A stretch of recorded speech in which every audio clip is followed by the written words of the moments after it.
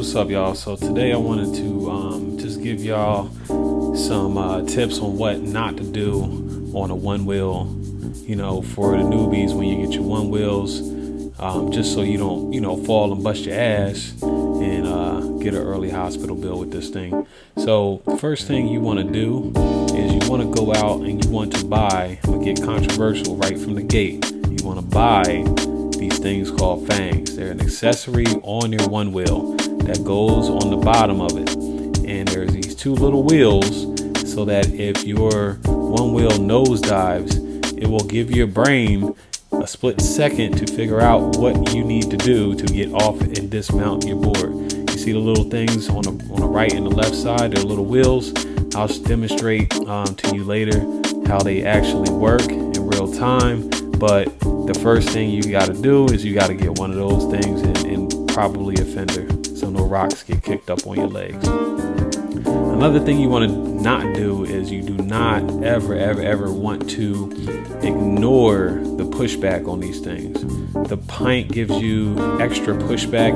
It's pretty much saying that, hey, this engine is about to give up. If you're pushing me too hard. If you push me too hard, I'm just gonna stop, and it's gonna stop, and it's gonna nosedive, and you're gonna go flying off your board, and you're gonna break something.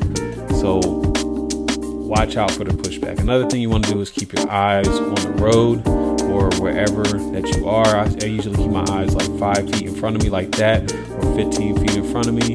Never ever look at people looking at you like, saying what's up to people, because you're just gonna hit a pothole and you're gonna go flying just like that. So another thing you don't want to do is you don't want to go over bumps really slow. I found that my first 3 times that I fell off the one wheels, I was just going really slow over bumps, and it just kicks the board from underneath it because it can't clear what it needs to, and the board just goes crazy, acts erratically, goes forward, backwards, whatever it wants to do, because it doesn't know what to do. So we're gonna get back on the board here. We're gonna keep going. So another thing that you want to do or not do is you don't want to hop off your one wheel with one foot. You always want to hop off with 2. If you need to, it's better to bail than to fail. So this is how you dismount off the one wheel. You hop off with just 2 feet. In emergencies, any other situation, you never want to get off the one wheel with 1 foot. So that's 2 feet from the other angle. Getting back on. Boom, slow motion.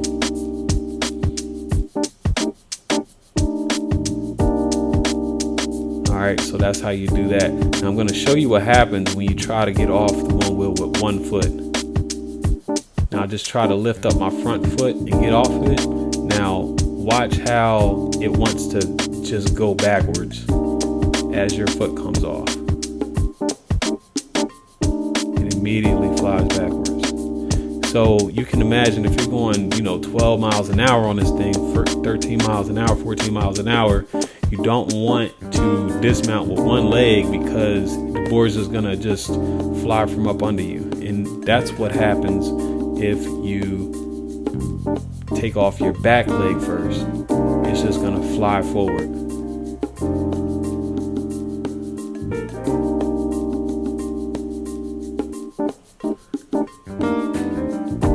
So now if we throw this joint in slow motion, you can see how the fangs work. So what happens is once the board takes a nosedive like this, the fangs engage, it rolls, and it gives you time to dismount. If those fangs weren't on there, the board would just stop at 10 miles an hour, and then there would be no roll. You wouldn't have a chance to even think about what you need to do to get out of that situation, and you would just have a bad day.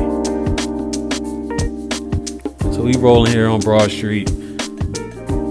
This is when I really took an L. I really did fall, but it's all good. Took one for the team.